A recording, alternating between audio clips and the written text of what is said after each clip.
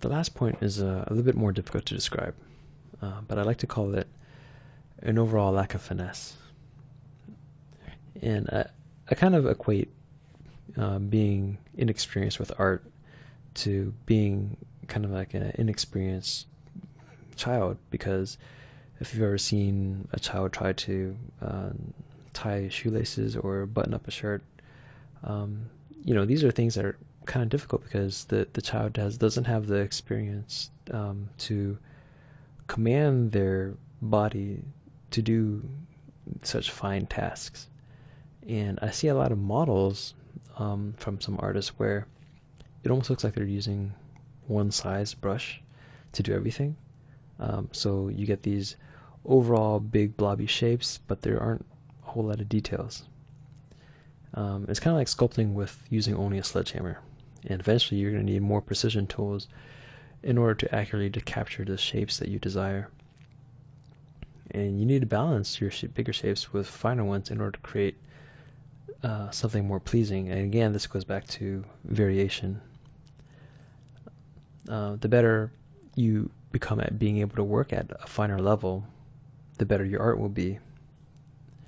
And with more of this kind of finesse comes a greater vocabulary to create the nuances that will better communicate your intentions to the viewer.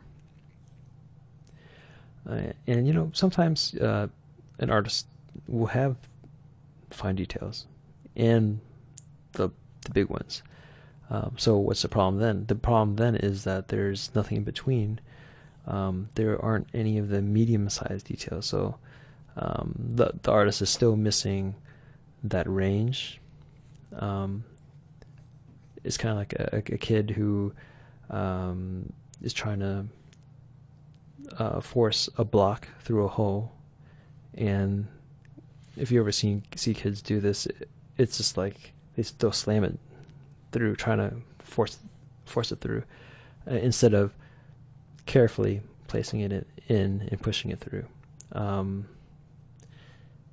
Just again, it's just like an on or off thing, and you need those gradations in between.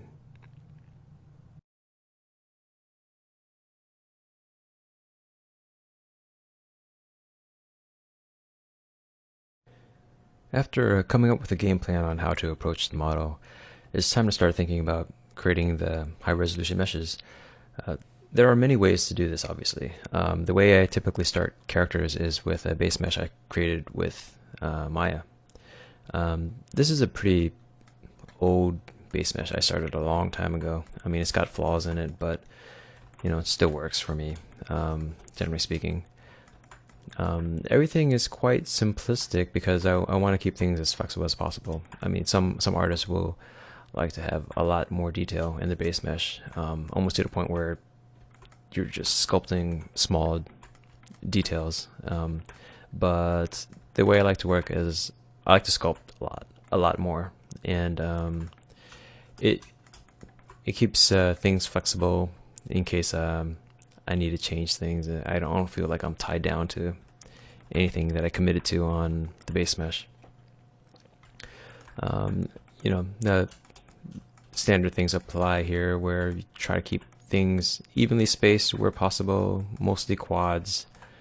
As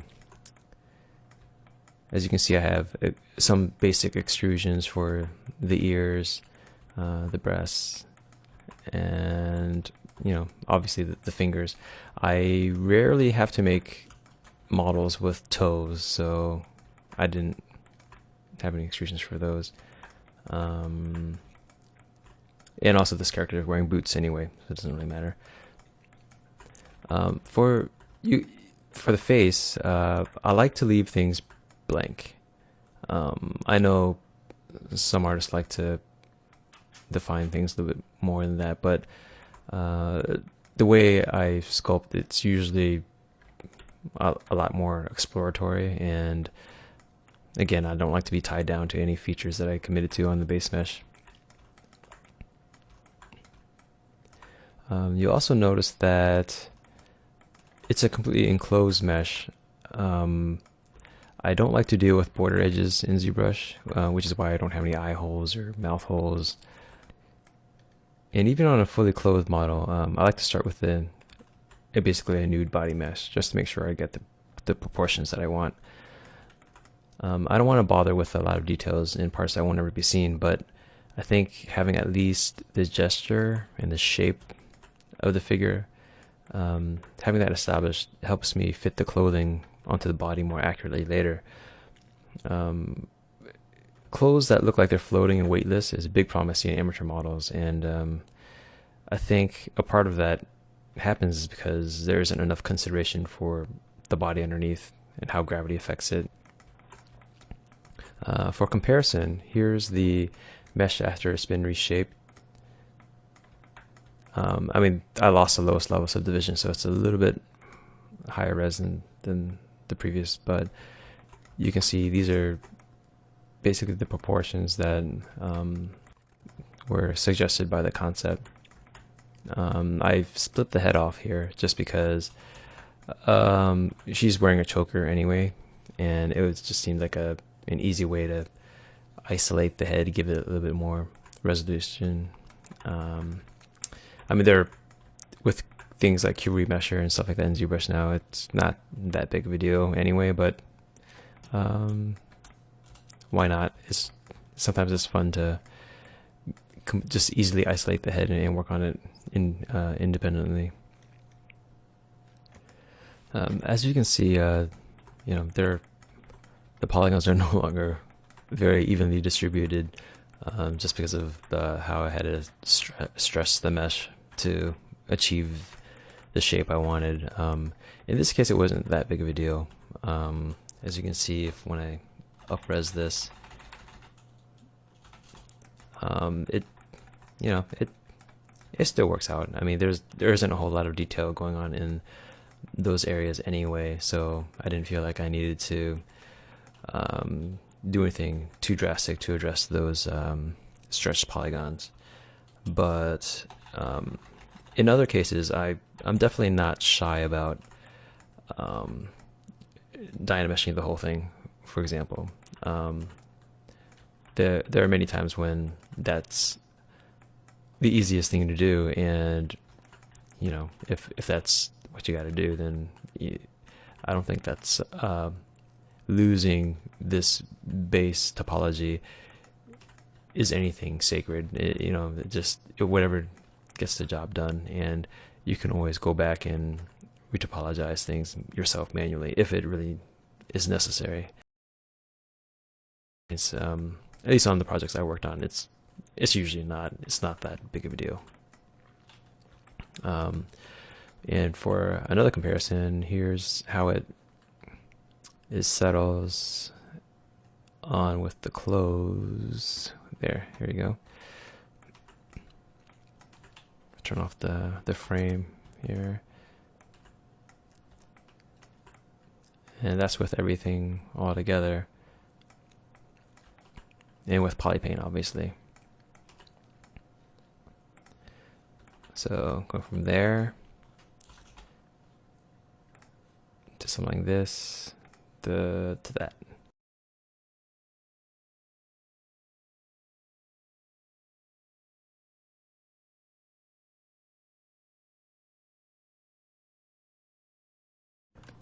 Most of these pieces here were made completely within ZBrush, either from simple primitives or from extractions off the body. I rarely use Z-spheres or Z-sketching. I think with Dynamesh these days, I find it pretty easy and intuitive to come up with the kind of shapes that I need anyway. This also includes more complex organic shapes such as the hair and even a lot of the armor parts. There are some parts that I went back and did in Maya, such as the straps and the belt that isn't actually in this file right now, but there's a belt that connects this guy, and that was done mostly in Maya. and you know, things that make sense. You know, these cylinders, obviously, it's a lot easier to do that kind of thing in Maya. But for the most part, if I can get away with staying in ZBrush, then I usually will do that, just because it kind of disrupts my workflow to switch back and forth between applications all the time. You'll notice that a lot of these clothing pieces actually have thickness to them. You know, there's a front and back to them, and that's actually something that I tried to carry through onto the low poly mesh as well. I want to give a quick demo on how I went about making some of these armor pieces. Let's start with the glove, which actually isn't a real glove, just because it's kind of like an arm, a long arm band, I suppose. But a lot of times what I'll do is, well, actually, let me subdivide it a little bit more. It doesn't have to be too much, but I'll just kind of mask something off. General shape. Doesn't have to be perfect. Just something quick. And then, you know, once I have something like that, I'll go ahead and just extract it. I like to turn these to 0 usually, and let's see, 2. Let's give it a test. Obviously that looks terrible. 0.0. Maybe there's a reason why it's 0.01. Yeah, that doesn't look too bad. I'll just accept it, and now we have an extra piece here. And what I'll do from here usually is, remember to turn on symmetry. Kind of smooth it out a little bit, and then dynamesh it. That's kind of the workflow I do. At this resolution, it doesn't even really matter if you project it or not.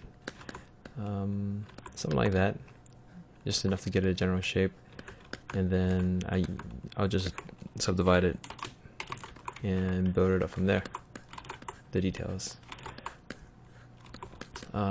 For other parts, like let's say the skirt, for example, what I would do in that case is I'll append a primitive such as the cylinder, and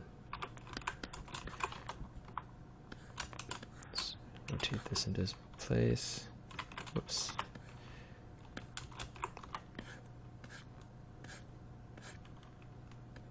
Something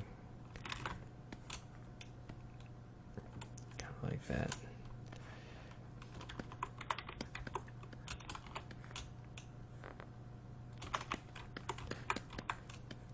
Just kind of smooth it out to the body a little bit closer.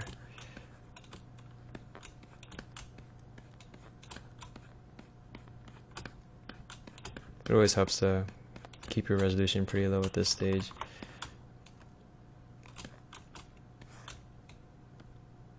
And almost there. Okay, let's say that this is good enough for it to start with, at least. And the skirt that I had in the concept, it wasn't a full skirt. It was more like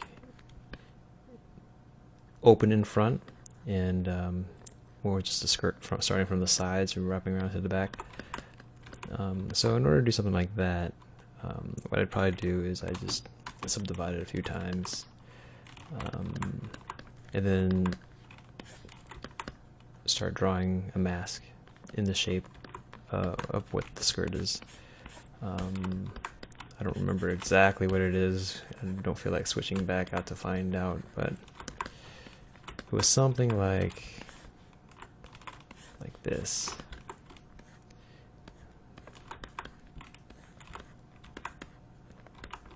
I kind of like this method just because it feels like I'm drawing in a very crude way.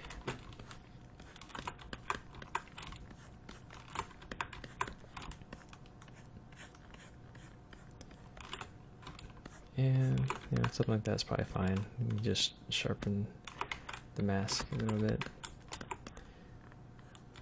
Yeah, something like that. And what you can do from here is you can extract it, or, well, you know, there's a number of things you can do. But what I'll probably do is I'll extract it, but I won't give it any thickness, and I'll turn these also to 0.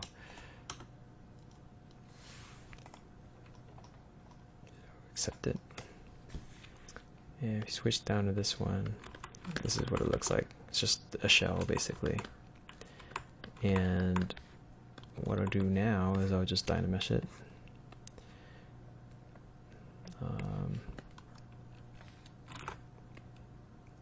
Higher resolution. So, you know, you may be wondering why on earth I did that, but the reason why is because, as I mentioned earlier, I really hate working with border edges in ZBrush. You know, when it's just like this, when it's a plane, it's just when you start sculpting on it, it's just a pain to deal with. I see people doing it all the time, and they must know something I don't, but I'd much rather have a mesh like this. I'm not going to keep it like this forever. It's just for me to work with at this stage. What I'll then do is, you know, start sculpting in some details. Obviously, this is not what I would normally do, and of course, keep forgetting. You always have to turn symmetry back on after you've Dynameshed it, or no, well, not after you've Dynameshed it, but after you've extracted it and created a new tool out of it. But you know, just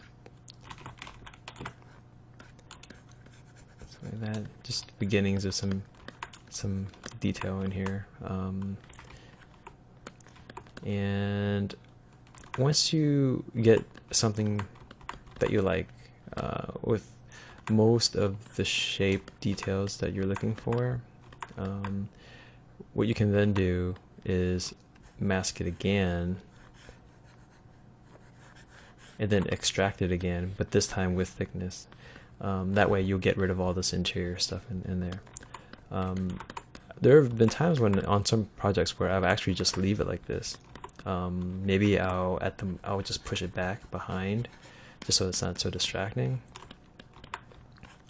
But because I know that my destination is a game mesh and all I need is the normals, all I need is the detail going up to the edge. Anything that's in here and underneath there, it doesn't really matter. It's just whether or not it distracts me or not. So what I do is I just retopple it along those faces and just bake, getting that information and just ignoring everything that's in there. In this case, for this model, I didn't do that because this model has, as I said before, what I did was I just sculpted this, you know, as close to I felt like it needed to be, you know, with the trim edge down there, some, you know, curly details, but then I just mask it off, extract with thickness, and there you go. And then you would have your mesh. Let's go ahead and do that. Turn these to 0. No. In this case, I'm going to extract backwards. -0.02.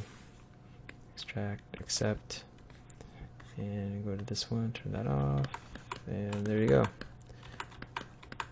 Now, obviously, the way I normally did it, I would have had it at higher resolution, so you wouldn't get this junky edge here.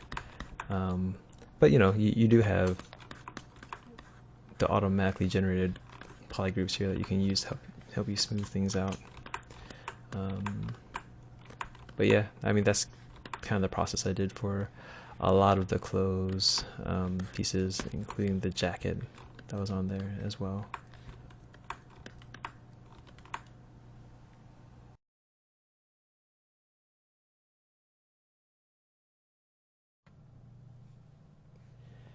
In the next video, we'll see some of the things we covered put into actual practice. There will be a lot of time-lapse videos of me working and showing how I approach things such as the body, the hair, and an armor piece. I'll also touch on polypaint and how it can help your model.